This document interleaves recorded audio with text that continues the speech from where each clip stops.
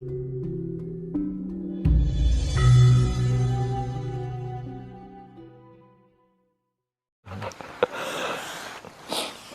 Kanjeng Budi kan sudah acara labuan di Pantai Parangkusumo ya. Iya. Mungkin Kanjeng Budi bisa menceritakan waktu acara labuan di sana, kira-kira apa dapat pesan khusus terkait Buan Suro ini dari Ibu Ratu gitu. Kalau kemarin pesan itu saya biasanya tidak ngambil di Labuhan. Kalau pesan itu harus naik pribadi. Naik pribadi ngambil petunjuk itu bukan di Parangkusumo bisa saya lakukan. Memang kemarin itu ada petunjuk tentang besarnya bencana ini akan terjadi. Kan rengkahan tuh udah mulai muncul, 3 rengkahan mulai aktif. Gunung udah mulai ini. Nah untungnya kemarin ini bukan untung ya, maksudnya jadi terjadi kecelakaan di laut. Jadi biasanya kalau ada kecelakaan itu agak tenang sebentar. Jadi di tempat yang utama rengkahan itu juga terjadi korban nyawa.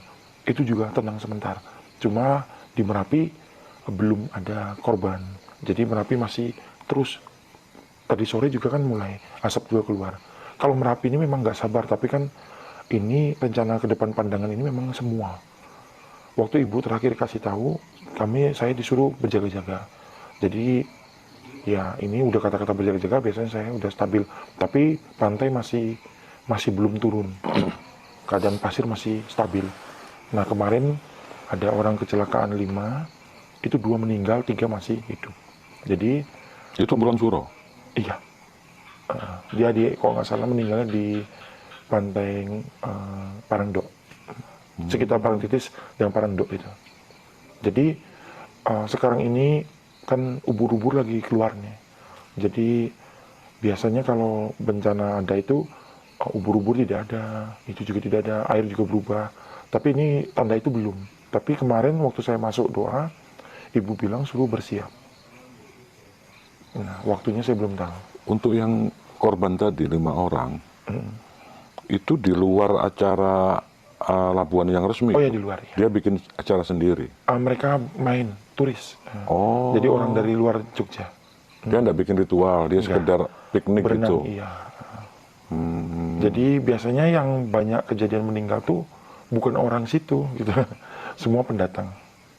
Jadi saya himbau ya untuk para turis yang main atau wisatawan domestik, lah agak berhati-hati. Jadi kalau dilarang sama tim SAR jangan ini, tolong jangan dilakukan karena ini cuma 2 itu masih genep. Jadi biasanya akan ada lagi. Oh. Sampai berapa orang kira-kira? Biasanya ganjil. Oh, gitu. Ini kan baru 2. Baru 2? Iya. Jadi harus waspada aja, jangan kalau dilarang diikutin gitu, karena arus tarik baliknya ini yang berbahaya. Jadi biasanya arus tarik balik. Biasanya apa kayak kasusnya itu terseret ombak atau gimana? Jadi gini, kan ombaknya tuh bagus tuh, enak tuh, terus dia berenang enak, tiba-tiba ombak pantai selatan tuh bisa berubah. Jadi nggak bisa kita prediksi. Tiba-tiba naik tinggi, ditarik, arus tariknya itu yang susah dilawan. Tapi kalau kayak kami, udah dikasih tahu, kami udah belajar, udah tahu caranya. Jadi kalau tertarik dengan arus balik, kita berenangnya jangan lurus, tapi miring ikutin arus tadi ke nyamping. Pasti ada arus tamparan ke sebelah. Jadi kita berenangnya tuh kembali ke pantai itu harus miring, baru bisa kembali. Jadi pokoknya yang berbahaya ini arus tarik. Nah, kalau untuk Parangtritis itu palungnya tetap ada. Tapi para wisatawan harus tahu, ditandain sudah dengan bendera. Jadi jangan main di sekitar bendera itu. Karena ada palung laut, jurang. Kalau Parangkusumo saat ini masih aman. Cuma arusnya bisa naik dadaan. Seperti acara kemarin tiba-tiba naik tinggi. Tenang, tiba-tiba tinggi. Jadi kita nggak bisa prediksi sekarang. Yang di Gunung Kidul lebih lagi. Biasanya kita bisa prediksi pasang ini naik sekitar 5 jam lagi atau 7 jam lagi. Sekarang nggak bisa. Tiba-tiba 3 jam pasang naik. Jadi susah dibaca sekarang daripada selang. Karena mendekati bencana, jadi susah dibaca. Oke. Tadi Ibu Ratu berpesan kalau disuruh jaga-jaga, Iya, waspada dan jaga-jaga. waspada, Iya. karena akan ada bencana. Iya. Sebagai orang awam, kira-kira tindakan konkret seperti apa itu? Jaga-jaganya kayak apa? Ya, biasanya untuk jaga-jaga banyak berdoa gitu. Banyak berdoa, cari kemas yang baik untuk surat-surat yang penting. Jadi kalau ada apa-apa kan gampang untuk ininya. Karena ini Merapi ini kan juga sudah mulai aktif terus nih. Heeh. Udah aktif. Kemarin ada laporan 3 rengkahan itu sudah mulai aktif juga. Jadi cuaca ini udah mulai berubah. Berubah-berubah gitu. Ini memang udah deket. Tapi kalau saya sih nggak khawatir ya. Banyak orang telepon saya, bagaimana Kanjeng, berbahayanya bagaimana, mereka mau pindah. Ya saya bilang jangan khawatir ya Pak, karena yang nanti kena itu ya sudah ada ditulis kok. Jadi aman aja kalau memang nggak kena gitu. Oke. Ini masih terkait sama Ibu Ratu. Konon ketika misalnya Ibu Ratu itu tidak ke keraton, datang ke mana itu, ke daratan kan, itu beliau katanya konon itu lewat sama, itu gerbang alun-alun kidul itu. Apa itu memang rute yang biasa beliau tempuh atau itu bebas atau dimanapun beliau bisa lewat? Kalau Ibu Ratu udah jarang keluar, udah nggak pernah keluar lagi. Gitu ya. Itu mungkin dewi yang lain. Hmm. Iya.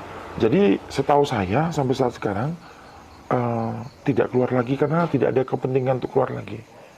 Sudah banyak, jujur, dari keraton udah tidak ada. Semenjak keraton sudah ada ratu-ratunya, udah tidak ada lagi hubungan sesuatu yang dekat itu. Apalagi dari Surakarta juga kan sudah memanggilnya Eyang, udah berbeda. Di Yogyakarta udah ada ratu juga, jadi nggak ada spesial lagi yang keluar. Makanya kemarin waktu saya di bulan Suro naik untuk kirap di Surakarta, saya lihat panggung Songgobono. Jadi kalau Surakarta, pertemuan ibu itu adanya di panggung Songgobono. Songgobono ya. Iya. Nggak tahu kapan nanti kalau Ngaji Roso bisa dapat untuk syuting Songgobono. Songgobono tuh sekarang sudah seperti itu, nggak ada perubahan, nggak terawat lagi. Saya juga nggak tahu kapan itu dibuka lagi.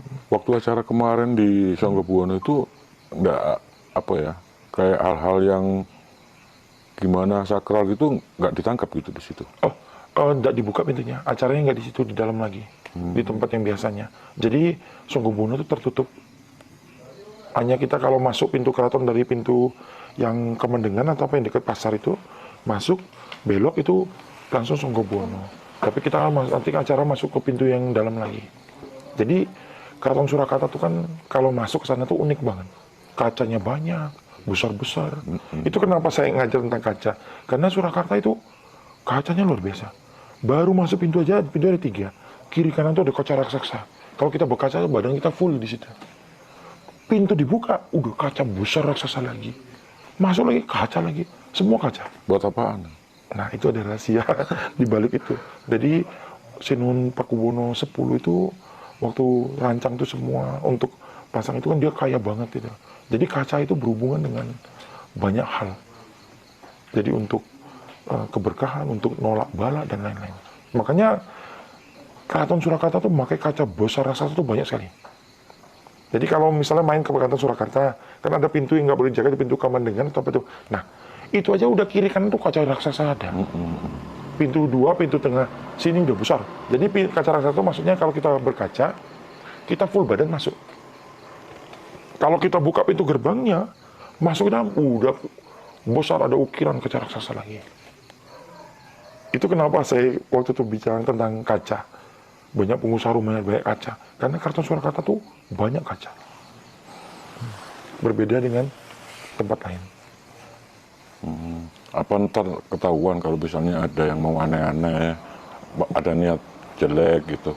Oh, kalau kaca itu pertama bisa untuk nolak seperti itu. Jadi kadang-kadang kalau misalnya rumah kita tusuk sate, kita harus kasih kaca.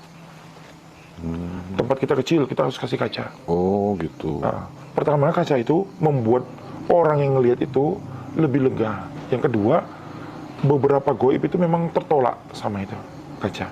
Dan juga keempat, kaca itu bisa jadi sebuah tempat untuk goib penjaga. Untuk penempatannya, Biasanya mau pintu utama masuk. jadi kalau biasa rumah, ada di depan gitu. ya kalau dinding ada kiri kanan, pintu di tengah, itu biasanya kiri kanan taruh kaca besar. Lalu pintu dibuka, kaca dulu yang kita lihat. Jadi tamu begitu buka tuh kaca dulu. Itu biasa penempatan di rumah yang paling utama. Makanya kalau di kamar taruh kaca, di beberapa tempat bangun tidur tuh kaca. Itu paling bagus. Sampai di kamar juga ya. Harus banyak kaca ya. Banyak. Jadi di ruangan luar aja di Keraton Surakarta pakai kaca. Gitu. Oke, terkait tadi Kanjeng Budi kan sempat ngomong Merapi juga. Iya. Nah, tempo hari kan memang diberitakan sempat ada Merapi itu mengeluarkan lahar itu yang besar juga kan ya. Apa Kanjeng Budi itu kemarin-kemarin itu dikasih info dari leluhur atau bagaimana terkait kemarin lahar itu? Waktu itu belum dapat info dari leluhur, tapi saya meditasi waktu itu. Waktu saya meditasi, saya mendengar suara gemuruh besar sekali di bawah Merapi ini. Jadi gemuruh tuh makin besar. Kadang-kadang saya kalau tidur tuh juga dengar gemuruh seperti itu. Nah, ini kan belum ada kabar sama sekali. Maksudnya Merapi ini masih tetap diam. Nah, itu yang bikin kita jadi takut itu.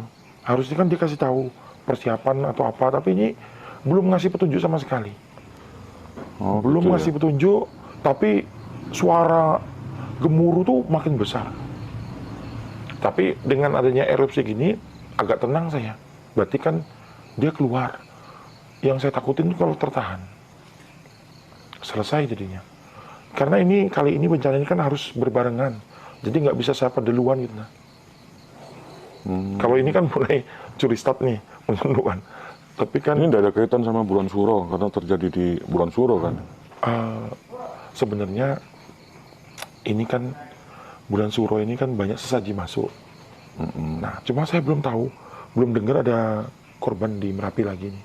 Biasanya kalau korban masuk itu tertahan dia. Itu jadi gini, korban itu bukannya kita jahat ya. Korban terjadi itu selamat sekian, gitu loh. Jadi ya alam tuh harus terjadi seperti itu. Yang sungai kali itu aja kan sekali makan 3 waktu itu. Tenang dia. Padahal itu rengkahan yang paling besar. Terkait tadi itu misalnya antisipasi untuk istilahnya sebelum ada bencana yang datang, kita disuruh banyak-banyak berdoa. Iya. Ini kita ngomong secara universal aja. Apakah nanti itu diperlukan suatu lembaga agama atau paguyuban kepercayaan pengayat di Jawa untuk melakukan hal yang istilahnya seperti kayak doa tolak balak gitu? Apa diperlukan kayak gitu? Kalau doa tolak balak dan lain-lainnya memang bisa perlu juga. Tetapi yang terutama nih sebenarnya setiap orangnya itu yang berdoa. Karena gitu ya. bencana ini memang sudah dekat sekali gitu Pak. Karena kemarin waktu saya ritual di ujung itu, saya kan ritual di pantai yang kuning, pantai pasir putih. Jadi selesai doa itu memang ibu bilang, saya disuruh waspada. Makanya, wah saya juga sempat deg-degan itu. Karena saya rasakan benar saat saya tidur di Merapi ini gempa-gempa kecil itu terasa benar di badan saya gitu. Nah, suara gemuruh itu terasa banget. Terus laut berapa kali saya datang ke laut itu perubahan suhu laut itu beda banget drastisnya. Cepat gitu kan? Ya kadang-kadang besok hari ini hangat, besok dingin sekali sampai saya bisa menggigil. Terus ombak tuh naiknya juga nggak bisa saya prediksi sekarang. Ini mulai ada sesuatu yang tidak wajar ini di alam ini ya? Iya, tapi untungnya masih ada ubur-ubur. Gitu. Kalau ubur-ubur nggak ada, menjauh, lebih takut lagi saya. Bencana kali ini agak sulit banget diprediksi tanggal atau bulan. Gitu ya? Iya, kemungkinan ini agak banyak yang diambil saya. Oke. Dan juga Om tahu ya beberapa spiritualnya lagi menyerukan adanya pembersihan tanah Jawa. Pembersihan tanah Jawa itu bikin saya tambah takut. Mereka dapat petunjuknya seperti itu. Pembersihan ini konkretnya kayak apa? Jadi akan ada kematian Jadi yang beberapa mati, muncul yang baru. Ini massal. Iya. Makanya banyak spiritual teriak seperti itu terus. Itu bukannya mereka dapat ngawur, enggak. Itu berhubungan semua. Mereka teriak terus, gitu kan. Makanya saya juga dapat petunjuk itu dari ibu. Kemarin saya tanya ibu lebih lanjut, ibu nggak jelasin lebih lanjut. Nah ini yang saya jadi aneh. Biasanya tuh dikasih tahu. Kok sekarang seperti ditahan gitu nah. Apa ada sesuatu? Apakah Gusti Allah punya rencana yang berbeda? Saya belum tahu itu. Saya berapa kali masuk, nanti rencananya saya mau masuk lagi di pertengahan surah lewat nanti. Saya mau masuk lagi untuk doa pribadi untuk cari petunjuk lagi. Karena ini kok aneh gitu. Biasanya tuh dikasih tahu jelas. Gitu. Nah, sekarang kok ada yang disembunyiin gitu. Lalu tiba-tiba beberapa spiritual di tiap daerah berteriak, akan ada pembersihan. Akan ada pembersihan. Oke, seperti kita ketahui kan kemarin mulai awal tanggal 1 di bulan Suro itu kan banyak paguyuban pengayat itu yang bikin acara wayangan sama istilahnya doa berkah gitu. Apakah dengan hal-hal yang demikian itu nanti bisa istilahnya menganulir berita yang katanya akan ada bencana tadi itu? Sebenarnya bisa ada pengaruh tapi tidak terlalu besar. Berarti tetap akan ada. Iya. Cuman mungkin biasa dengan kekuatan 100 bisa turun 40 atau 50 gitu. Iya. Ini yang saya deg-degan ini kan belum pergantian ini untuk presiden. Nah itu saya deg-degan itu. Oke. Ini menarik ini kalau ngomong kaitan sama presiden ini. Emang ada kira-kira itu hubungan sama politik itu di istilah dunia manusia yang istilahnya nyata ini? Ini kan pelan-pelan udah mulai terjadi nih goyangan di ekonomi nih. Sekarang ini pelan-pelan. Cuma kan mungkin beberapa orang belum terasa. Tapi ini udah mulai berjalan ini. Jadi goncangan ekonomi ini yang saya takut itu berbarengan jadinya. Nanti bencana, goncangan ini terjadi. Coba perhatiin nih, beberapa negara juga, kayak misalnya di Amerika, sekarang kan juga mulai perubahan-perubahan juga ini. Ini aneh ini semua. Rusia kebangkitan besar-besaran spiritualnya. Di beberapa daerah, negara juga terjadi. Nah, di Indonesia nih ngerinya sekarang beberapa spiritual teriak nih, bencana mau datang, pembersihan datang. Saya tanya ibu juga, akan terjadi, suruh waspada terus, suruh jaga-jaga. Makanya saya bingung ini, wah, ini nggak keburu lagi nanti ngapa-ngapain ini. Jadi saat ini banyak orang yang ada yang telepon saya, bagaimana dia mau pindah hartanya, mau pindah ke luar negeri dan lain-lain. Kalau saya jawab nanti, waduh, repot nanti. Bisa kacau ya. Iya, saya ini agak takut bicara sebenarnya karena ada undang-undang nanti kalau tentang bencana ini saya bisa kena gitu nah. Jadi ada beberapa yang saya tahan ketika ini. Gara-gara ada UU ini ya, UU ITE ini. Jadi kalau bikin gonjang ganjir masa itu, saya kena gitu. Makanya ada beberapa ini saya mohon maaf saya tahan. Jadi kalau misalnya mengeluarkan statement yang meresahkan, yang membuat takut masyarakat itu bisa kena jerat. Iya, itu yang saya jadi tahan. Saya kemarin diingetin soalnya sama orang. Ingat kanjeng kata dia.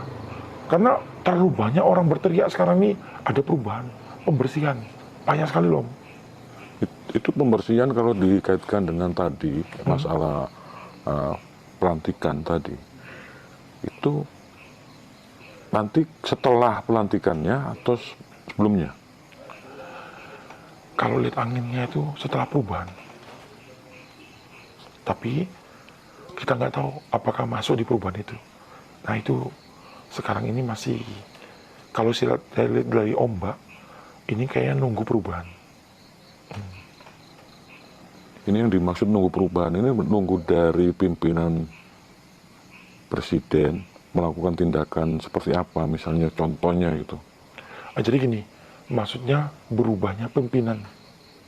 Sekarang kan masih dipegang sama bapak. Nah nanti kalau berubah ke pemimpin berikutnya, itu mungkin cuaca berubah total. Berubah ke arah yang lebih baik atau bagaimana? Nanti kita lihat. Ini berubah total aja. Iya, iya.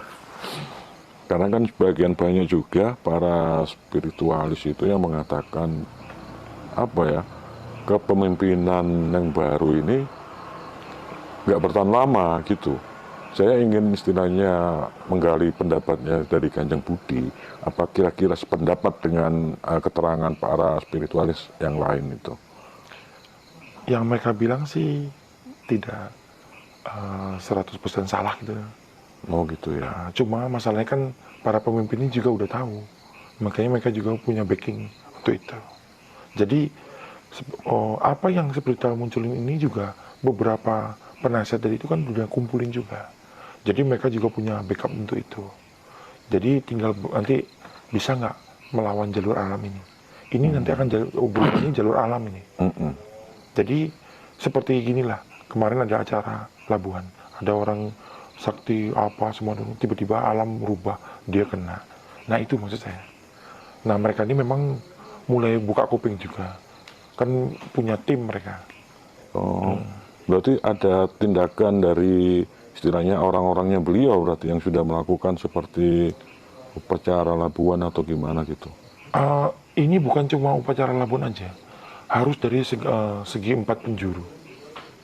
Jadi laut, nanti yang gunung juga. Makanya ada Tapi orang-orangnya sudah melakukan itu? Ya, untuk simpatisannya beliau udah lakukan. Misalnya kayak seperti kemarin saya waktu Labuhan.